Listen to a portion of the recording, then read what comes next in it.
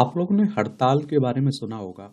हड़ताल विरोध का एक तरीका होता है और आप लोगों ने भूख हड़ताल के बारे में भी सुना होगा। भूख हड़ताल को लेकर कई बार प्रश्न खड़े होते रहते हैं और भूख हड़तालों ने हमेशा कई जटिल नैतिक प्रश्न भी खड़े किए। जैसे कि क्या हड़ताल पर बैठे व्यक्ति की इच्छा के विरुद्ध उसे दबा देना उचित है या फिर क्या उसे जबरदस्ती खाना खिलाना एक जोखिम भरी पद्धति है। और इस पर हम लोग विस्तार से चर्चा करते हैं, जानेंगे कि भूख हड़ताल आखिर होती क्या है और भूख हड़ताल का ऐतिहासिक संदर्भ हम लोग देखेंगे और स्वतंत्र भारत में भूख हड़ताल का आधुनिक संदर्भ भी देखेंगे। और आप लोगों ने गांधी जी के बारे में सुना होगा भूख हड़ताल को लेकर कि वो बार बार भूख हड़ताल पर बैठ जाते थे और हालिया कुछ उदाहरण हैं उन्हें भी देखेंगे। और बहुत सारे लोग भूख हड़ताल के पक्ष में भी रहते हैं, उनके अपने तर्क भी हैं, उनके क्या तर्क हैं उन पर भी हम लोग बातें करेंगे। और भूख हड़ताल के खिलाफ भी कुछ लोग हैं, उनके क्या तर्क हैं, उनके अपने तर्क हैं, वो अपनी बातें कहते हैं, तो उन बातों पर भी बात करेंगे।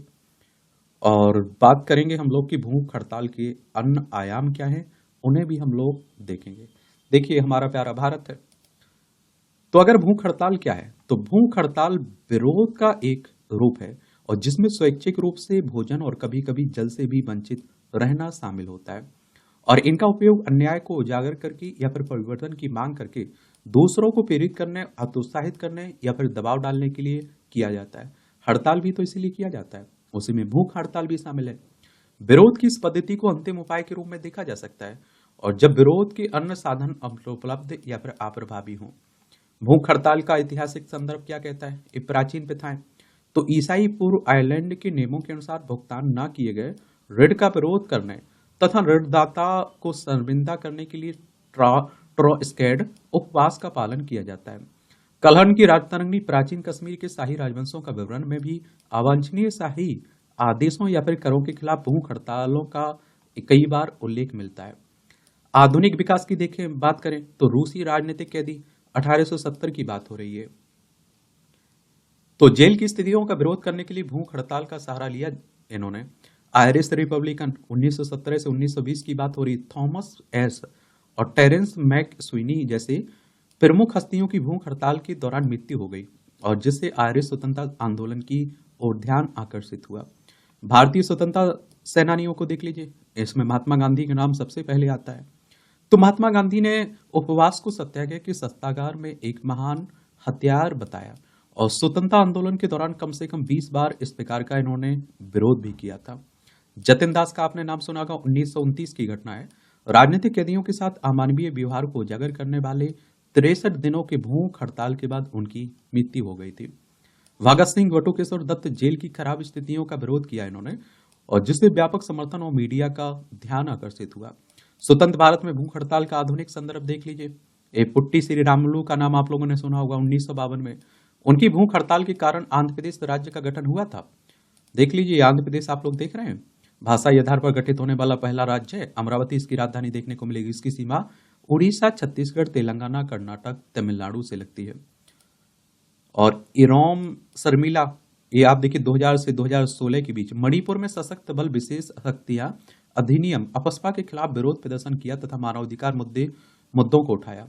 उन्होंने 16 वर्षों तक भूख हड़ताल जारी रखी, लेकिन उन्हें समय समय पर जबरदस्ती भोजन दिया जाता था।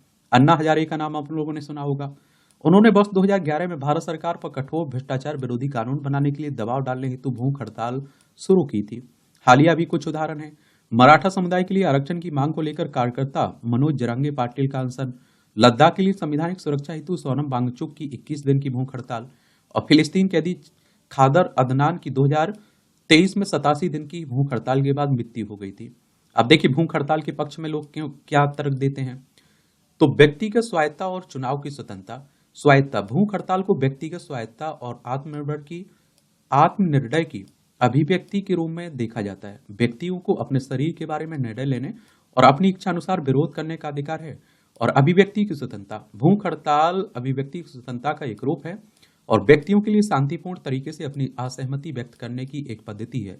यह लोकतांत्रिक मूल्यों और विरोध के अधिकार के साथ संरेखित है। अहिंसक प्रतिरोध, तो अहिंसा, भूख हड़ताल अहिंसक विरोध का एक रूप है जो नैतिक रूप से हिंसक प्रतिरोध से बेहतर हो सकता है। यह दृष्टिकोण दूसरों को नुकसान पहुंचाए बिना अन्याय की ओर ध्यान आकर्षित कर सकता है। नैतिक उच्च तर्क, तो दूसरों को कष्ट पहुंचाने के बजाय व्यक्तिगत रूप से कष्ट सहने का विकल्प चुनकर भूख हड़ताल करने वाले लोग नैतिक उच्च तर्क का दावा कर सकते हैं, और व्यक्तिगत कष्ट सहन की उनकी इच्छा उस कथित अन्याय को उजागर कर सकती है जिसके खिलाफ वे विरोध कर रहे हैं।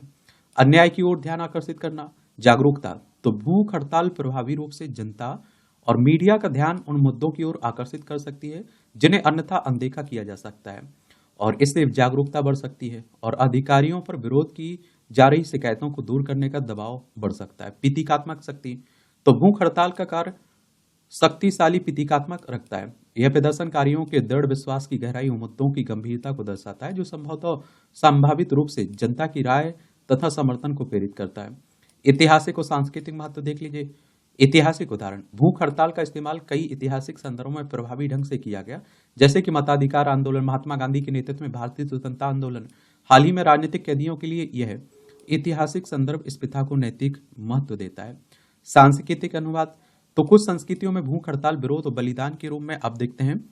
रोम में गहराई से अनुनाद होता है, जैसे जैन संथारा प्रथा हो गई। वे समुदाय और व्यापक समाज की सहानुभूति और एकजुटता प्राप्त कर सकते हैं।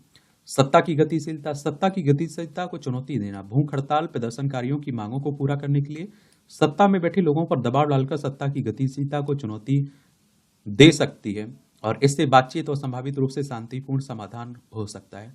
अब देखिए, भूख हड़ताल के खिलाफ जो लोग तर्क देते हैं उनके क्या तर्क हैं।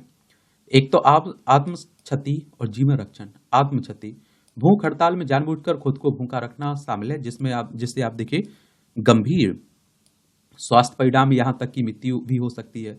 नैतिक दृष्टिकोण, जानबूझकर खुद को नुकसान पहुंचाना संकट की स्थिति उत्पन्न कर सकती है, और विशेषकर अगर विरोध करने के अन्य गैर हानिकारक तरीके मौजूद हों।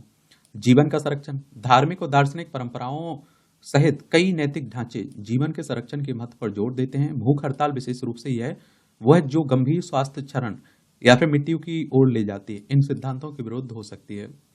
जबरदस्ती और हेरफेर, तो अवपीड़न, जबरदस्ती, भूख हड़ताल को जबरदस्ती के एक रूप के तौर पर देखा जा सकता है, और जिसमें प्रदर्शनकारियों की मांग को पूरा करने के लिए अधिकारियों या फिर जनता पर दबाव डाला जाता है, या किसी की अपनी मांग की निष्पक्षता और वैधता के बारे में नैतिक प्रश्न भी उठा सकता है।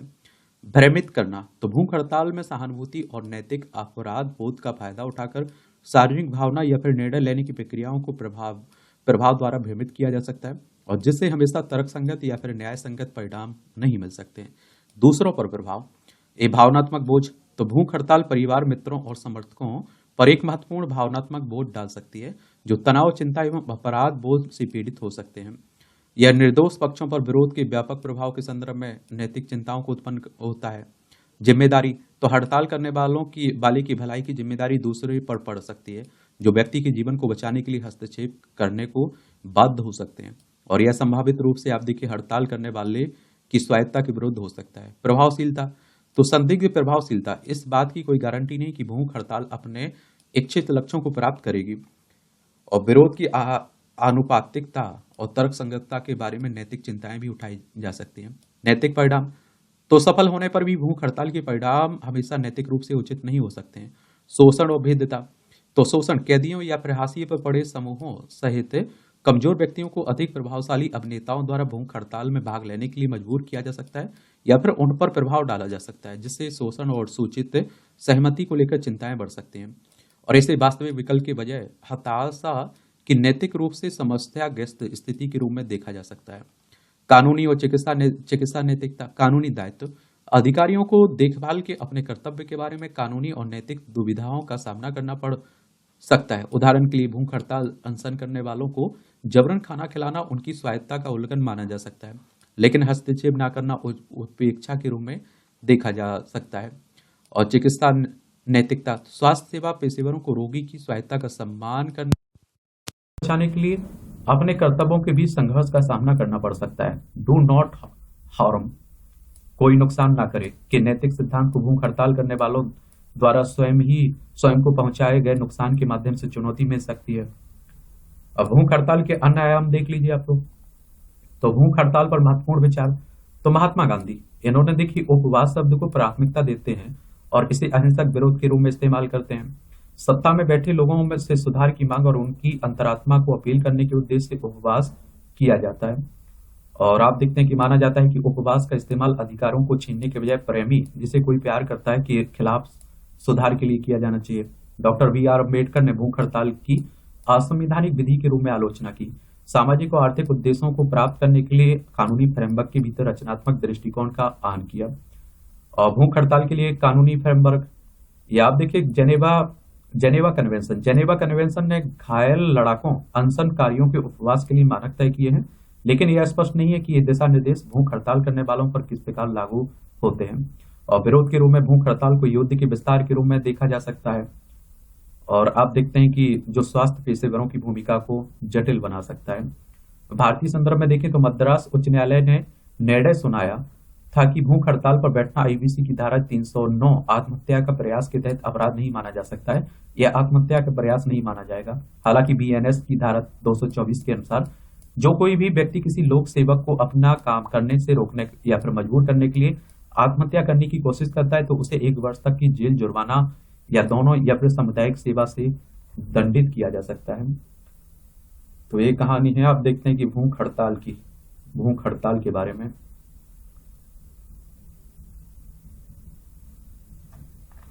तो सभी पक्षों को जरूर आप लोग याद रखा करिएगा। कई बार क्या रहता है, क्वेश्चंस पूछ लिए जाते हैं इस तरह के टॉपिक से आपके प्रीलिम्स में भी और मुख्य परीक्षा में भी। धन्यवाद।